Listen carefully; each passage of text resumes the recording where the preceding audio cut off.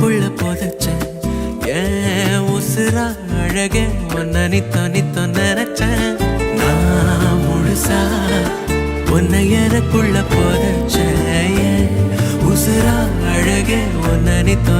நினைச்சேன் இனி வரும் ஜென்மம் மொத்தம் நீயும் தான் உறவா வரணும் மறுபடி உனக்கென பிறந்திடும் வரும்